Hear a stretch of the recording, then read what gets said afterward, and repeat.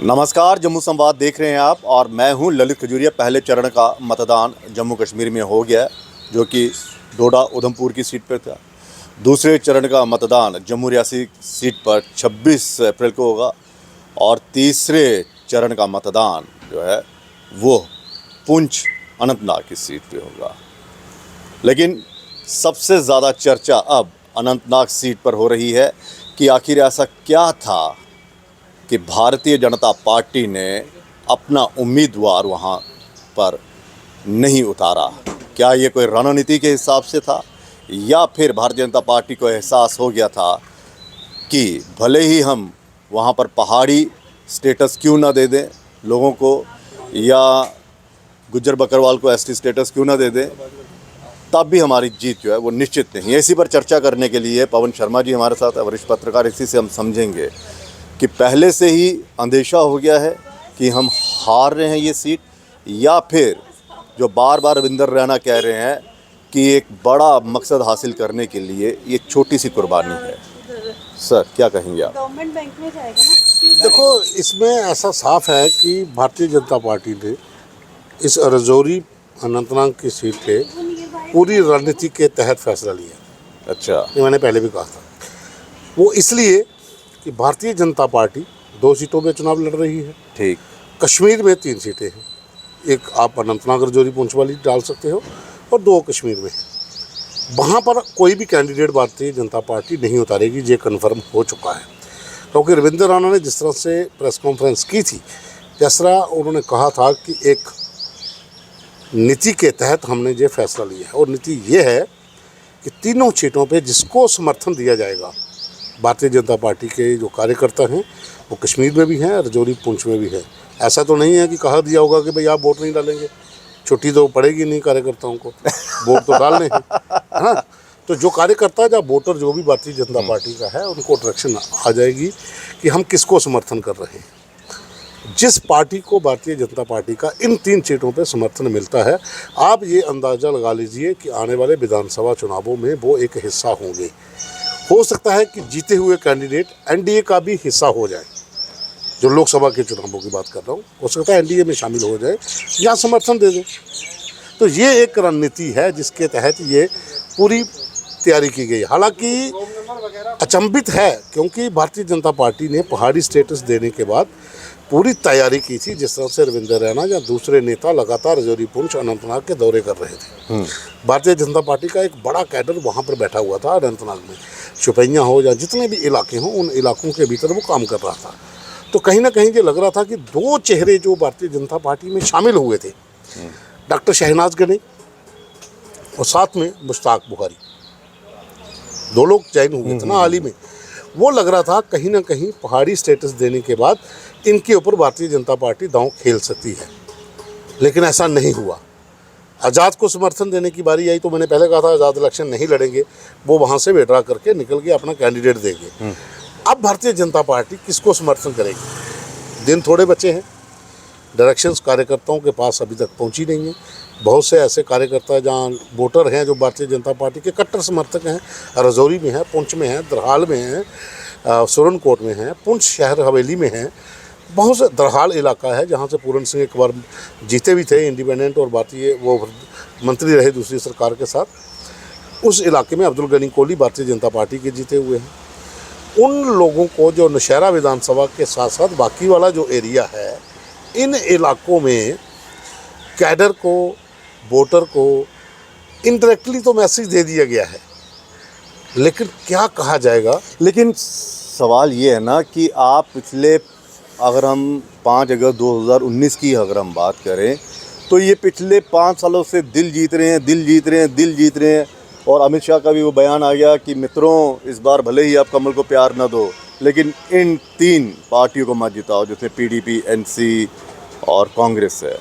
तो फिर ये 5 साल, 4 साल या 10 साल से केंद्र की सरकार जो कश्मीर की नीतियों को लेकर, अब गृह मंत्री का जो बयान है उसको अभी तक दिल नहीं जीता। दिल जीतने का जो फार्मूला है वो पूरे कश्मीर के लिए, या फिर लड़ाई इस बात की है कि पीडीपी और एनसी के वजूद को ख़त्म करना, इनको हराना है। देखिए, पहले तो ये इकट्ठे होकर इलेक्शन लड़ रहे थे, कांग्रेस, एनसी और पीडीपी। बिल्कुल। कांग्रेस ने वहाँ से विड्रा किया क्योंकि अलायंस के तहत वो कैंडिडेट बिल्कुल, नहीं दे पाए। पीडीपी और एनसी ने अपने अपने कैंडिडेट दे दिए। अब जाहिर सी बात है कि उन तीनों सीटों के ऊपर एनसी पीडीपी अपने अपने उम्मीदवार खड़े करेगी। भारतीय जनता पार्टी ने जिस तरह से होम मिनिस्टर का जो बयान था गृह मंत्री अमित शाह जी का कि इन दो पार्टियों को वोट ना करें, नेशनल कॉन्फ्रेंस और पीडीपी, अब किसको करना है? तीसरी कौन सी सज्जाद लोन पार्टी? को करना है या फिर अल्ताफ बुखारी साहब की पार्टी को? मुझे लग रहा है कि सजाद लोन से बेटर चॉइस अल्ताफ बुखारी हो सकते हैं। कश्मीर के अंदर जो 2 सीटें हैं वहाँ पर सजाद लोन भी एक चॉइस बन सकते हैं, लेकिन ये एक बात की बात है। अभी की जो बात है कि अगर इन दोनों को नहीं करना तो फिर आपके पास कौन सा ऑप्शन है? सजाद गनी लोन या फिर आपके पास है अल्ताफ बुखारी। अब अल्ताफ बुखारी का जो कैंडिडेट रजौरी पुंछ में है वो भी पैठ रखता है पहाड़ी समुदाय के भीतर, और कश्मीर में किसको देते हैं अनाउंस तो कर दिया है शायद एक जगह पे, लेकिन कश्मीर में किसको समर्थन लेकिन अभी मिलता है? देखिए, तो फिर इन्होंने प्री अलायंस क्यों नहीं किया? खुलकर फिर क्यों नहीं आई भारतीय जनता पार्टी की, जनाब हमारा इनके साथ भारतीय जनता अलायंस पार्टी एक बड़ी पार्टी है, बड़ी पार्टी है। उनको पूरे देश में इस तरह के अलायंस करने पड़ रहे हैं, इस तरह की इलेक्शन उनको लड़नी पड़ेंगी। लेकिन वहां पर तो बता रहे हैं ना कि हम इनके अलायंस हैं, तो यहाँ पर ये बता जम्मू नहीं रहे। कश्मीर में अलायंस नहीं था बीजेपी का किसी के साथ भी, बाहर तो था, यहाँ पर कोई था नहीं। यहाँ तो सीधी लड़ाई थी कांग्रेस के साथ या रीजनल पार्टीज के साथ, तो यहाँ पे अलायंस वाला कोई इशू नहीं है। इसलिए यहाँ पर लोगों को अचंभित ये लग रहा है कि पूरी तैयारी थी रजौरी अनंतनाग की सीट के ऊपर भारतीय जनता पार्टी ताल ठोकेगी, क्योंकि पहाड़ी स्टेटस देने के बाद जिस तरह से कैडर ने वहाँ काम किया है, कश्मीर के भीतर काम किया है, कश्मीर के भीतर भारतीय जनता पार्टी का कैडर पिछले 5-7 साल से लगातार डोर टू डोर कैंपेन किए जा रहा था, और वहाँ पर बहुत सी ज्वाइनिंग भी हुई, और कुछ अधिकारियों की ज्वाइनिंग हुई, कुछ नेताओं की ज्वाइनिंग हुई। तो ये लग रहा था कि भारतीय जनता पार्टी, लेकिन मैंने कहा ना कि जैसे रविंद्र रैना ने प्रेस कॉन्फ्रेंस करके कहा कि ये हमारी एक नीति का हिस्सा है। उन्होंने कहा कि जो दिल्ली से आदेश आएगा, इनको तो रणनीति का नहीं पता। नहीं, जाहिर सी बात है कि जो नीतियां जम्मू बनती हैं कश्मीर वो के नेताओं हाईकमान को ये नहीं पता, वो तो बहुत चक्के रह गए। नीतियां तो हाईकमान जब बनाता है। नहीं, वो तो हाई कमांड होता है, लेकिन कम हो से कम सकता है इन्होंने अपनी तैयारी की हो, इनको कहा वही तो हो मैं कि नहीं आप नहीं लड़ो। एक होता है ना कि देखिए, दिल्ली पे आवाज कौन पहुंचाएगा? यही लोग तो आवाज पहुंचाएंगे। क्या ये दिल्ली को मैसेज देने में नाकाम रहे कि भाई साहब हम यहाँ पर बड़े मजबूत हैं, टेंशन मत लीजिए? हो वो सकता गाना है भी तो था, वो जो आपने कल भी गाया था, वो गड्डी जावे पुंछ रजौरी, हाँ, मैं दिखा चोरी चोरी ना रो बावला। हाँ। देखो क्या तो है बावला कि तो अब रोने भी लगे। गुज्जर, बकरवाल और पहाड़ी मैं वही तो कह दो रहा हूँ। समुदायों का प्रभाव है इस आप ये मानेंगे कि फिर इन्होंने दिल्ली वालों को, मतलब कि गृह मंत्री अमित शाह जी को, प्रधानमंत्री नरेंद्र मोदी जी को अंधेरे में रखा, ये गुमराह करते रहे, और जो इतना पैसा कश्मीर के नेताओं पर ये खर्च कर रहे हैं, उनकी सिक्योरिटी पर खर्च कर रहे हैं, उनके रहने का इंतज़ाम जो वहाँ पर हो रहा है, तो ये तो फिर दिखावा है कि आप ना तो वो क्या नाम था, वो हिना भट्ट को तैयार कर पाए, ना आप अंद्राबी जी को तैयार कर पाए, ना आप वो यूसुफ क्या नाम था हाँ। उसका, वो जो MLC, उनको तैयार कर पाए, ना आप अंबरदार को तैयार कर पाए, ना गिरधारी लाल रैना को, ये जो MLC बने थे, ना तो आप विभोज जी को तैयार कर पाए, और ना प्रदेश खुद तैयार हो पाए। देखो अध्यक्ष जो हैं। मैंने पहले कहा था कि किसी कश्मीरी पंडित चेहरे को इस बार मैदान में उतारना चाहिए बीजेपी को। ये बनता था कि आखिर इतने निर्वाचन के बाद, इतना विस्थापन के बाद, अगर उस लाइमलाइट में कश्मीरी पंडित समुदाय को भारतीय जनता पार्टी सामने ला रही है, तो MP की इलेक्शन में एक कश्मीरी पंडित समुदाय का कैंडिडेट होना चाहिए था। और जिन तरह इन्होंने काम किया था कैडर ने, उनका भी टेस्ट हो जाता कि कश्मीर के भीतर कमल खिलेगा कि नहीं खिलेगा। लेकिन आपने तो नामुमकिन हो गया ना। लेकिन जैसा आपने एक बात कही कि कश्मीर में नेताओं को सुरक्षा, जहाँ होटलों में ठहरना, ये एक सुरक्षा को लेकर हो सकता है। इतना पैसा खर्च कर रहे हैं, बहुत से लोगों की हत्याएं हो चुकी हैं। मैं कह रहा हूँ, अगर इतना पैसा खर्च कर रहे हैं आप, इतने लीडर तैयार कर रहे हैं, तो क्या आपको लगता है कि जम्मू कश्मीर के मुझे एक चीज बताइए, केंद्र की जितनी बड़ी पार्टीज हैं उनके सारों के ऑफिस जम्मू में है, सबके इलेक्शन थोड़ी लड़ेंगे, मैक्सिमम थोड़ी लड़ते हैं। हर का पार्टी का कैडर हर जगह होता है। और मैं वही तो कह रहा हूँ, कश्मीर वर्निंग इशू था, और वहाँ पर भारतीय जनता पार्टी का कैडर था। ये जो इतनी इन्होंने रैली की, कभी क्या कहते हैं, डल लेक पर ये जो नाव वाली रैली, बाइक रैली, ये रैली, वो रैली, मारो गुजरो जिस गली च जायो, बकरी उथे गुजरो, तो ओ जमीन गुजरो दियो हो, तो ये कौन से नारे थे? ये अलग अलग जुमले हो सकते हैं, फार्मूले भी है, इनको आप कुछ भी कहिए, वो मैं उस ओर नहीं जाना चाहता हूँ। लेकिन जैसा आपने उस परिप्रेक्ष्य में बात की कि कश्मीर के भीतर नेताओं आप की इतना सुरक्षा, वो अभी तक दिल नहीं जीत पाए फिर। देखो दिल जीतने की जो बात है वो तो या विश्वास नहीं कश्मीर काम से कर पाया। काफी से हर पार्टी कह रही है कि हमने कश्मीरियों का दिल जीतने की कोशिश कर रहे हैं। तो फिर जारी ये है। अशोक कोल जी, हाँ, रविंदर रैना, मैं कह रहा हूँ, सुनील शर्मा, ये क्या कर रहे थे पिछले 6 सालों से, मेरा 7 भी सालों यही से कहना है कि इन्होंने आप फिर कैडर तैयार करते हाँ, जो इलेक्शन लड़ता। इन्होंने फिर इसका मतलब दिल्ली वालों को अंधेरे में रखा। नहीं, दिल्ली वाले कैसे अंधेरे में रख सकते हैं? दिल्ली वालों के तो छत्र छाया में सारा काम होता है, उनको सब पता क्या हो रहा है। लेकिन लीडर तो तैयार करते, कहते लीडर लोकल जो लीडर ने तैयार करने थे, इन्होंने जो लीडर थे उन लोगों को उस लेवल का। आप मेरे हेड हैं, मैं किसी को अगर खड़ा कर रहा हूं तो मैं कम से कम आपको बताऊंगा तो सही, सर कोई बात नहीं, लड़ने दीजिए आप इन्हें, मैं कह रहा हूँ हम पे विश्वास रखिए। इसका मतलब दिल्ली वालों को इन पर विश्वास ही नहीं है। हो सकता है उनको अच्छी तरह से कन्वे ना कर पाए हों, ये भी तो हो सकता है ना। जरूरी थोड़ी है कि ट्रस्ट की बात है, हो सकता है कि उन लोगों को ब्रीफ नहीं कर पाए हों, हो सकता है कि इन लोगों से ज़्यादा उनका नेटवर्क हो।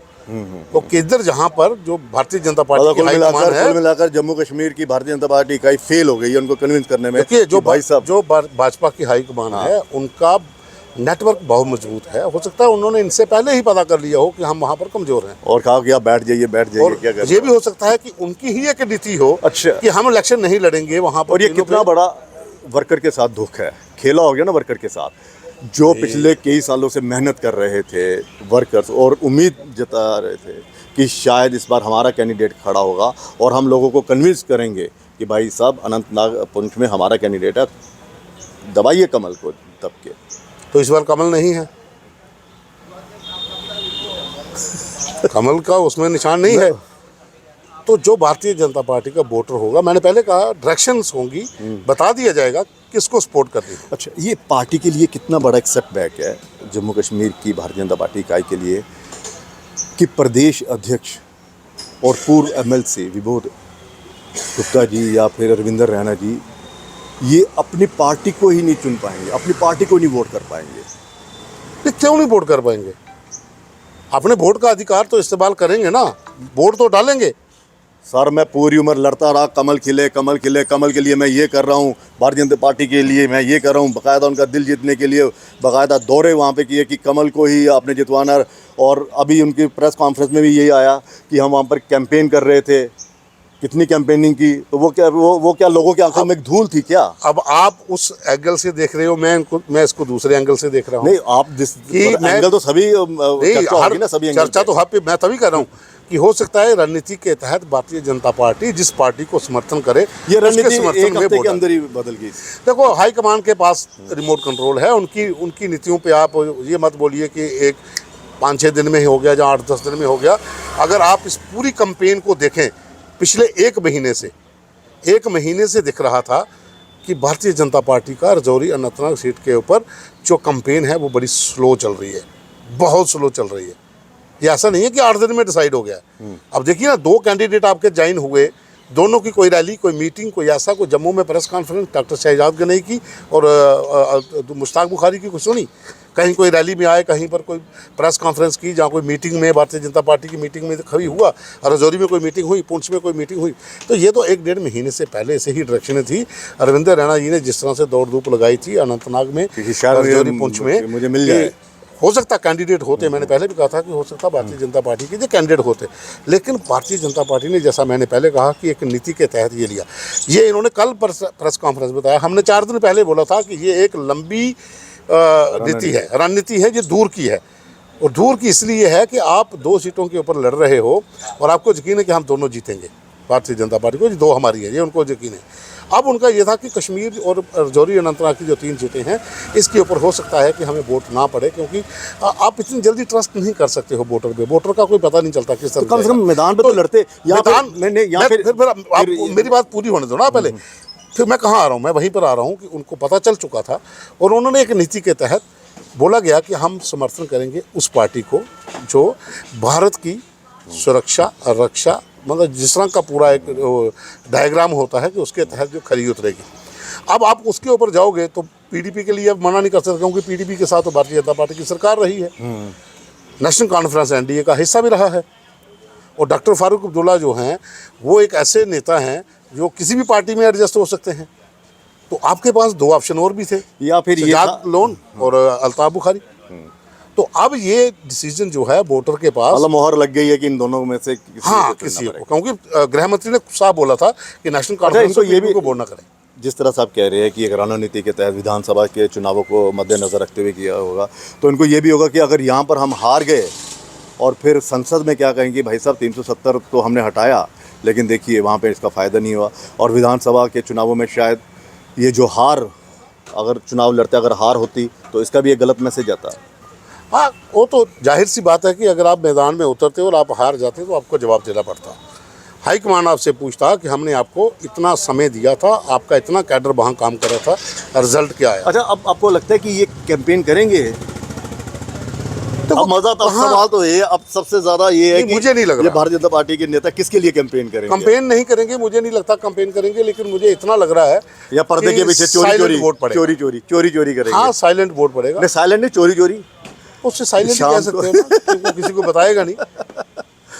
लेकिन एक जो कट्टर समर्थक होते हैं या फिर जो पार्टी के ज़मीनी नेता होते हैं, कितना उनके दिल पर ये गुजरता है कि भाई साहब कहाँ तो हमने अपनी पार्टी को मजबूत करना था, कहाँ तो हमें कमल खिलाना था, लेकिन अब मजबूरी ये है कि या सजाद लोन साहब या फिर बुखारी साहब, देखिए, इनके ऊपर करिए। आपकी बात और वो भी प्रदेश अध्यक्ष, प्रदेश आपकी बात से मैं जो सहमत भारतीय जनता पार्टी के यहाँ पे प्रदेश अध्यक्ष हैं और संघ से वही जुड़े हैं, अपने संघ से जुड़े हुए हैं, और अरुण कुमार जी के बड़े ख़ास हैं। उनका ये अपने कोल साहब ये बड़े ख़ास हैं, और यही ख़ास जो है वो पार्टी को इतने बड़े नेता नहीं दे सके कि वहाँ पर वो करते, तो कितना दिल पे कितना गुजरती है। देखो, आपने बात की दो, वोट और नेता को एक साइड पे मैं छोड़ता हूँ, मैं वोट की बात करता हूँ।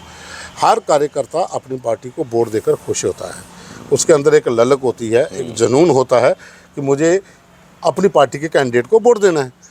जब वहाँ पर आपकी पार्टी का कैंडिडेट नहीं है और आपका वोट है उस कंस्टिट्यूंसी, आपने वोट डालना है, तो फिर जो उसका नेता उसको कहेगा उसको वोट डालेगा। तो दिल पे गुजरती तो होगी, गुजरती है, लेकिन आदेश भी तो होता है, आदेश भी तो मानना है। बाकी रही बात नेता तैयार नहीं कर पाने की, आपके पास मतलब नेता कुल मिलाकर थे। ये है कि इनके हाथ में कुछ नहीं है। ये भले ही जम्मू में रहकर, जम्मू के नेता होकर, जम्मू कश्मीर के नेता, बड़े बड़े नेता हों, इनके हाथ में कुछ नहीं है। सारी कमान जो है वो दिल्ली के हाथ में है, और ये इसी तरह से बोलते रहते हैं। फिलहाल बहुत बहुत शुक्रिया, लेकिन दिल में एक टीस तो रह जाएगी कि मैं अपनी पार्टी को वोट नहीं डाल पाया। भाई कल एक किसी से मैं बात कर रहा था, वो कह रहे थे, कहते 7 तारीख को हमें छुट्टी है। जाहिर सी बात है। देखो, जो वोटर है वो तो वोट डालेगा, जो नेता है, जो कैंपेन करने वाले, उनको लिए कार्यकर्ताओं को तो छुट्टी होती है, वो छुट्टी बना सकते हैं। चलिए, बहुत बहुत शुक्रिया।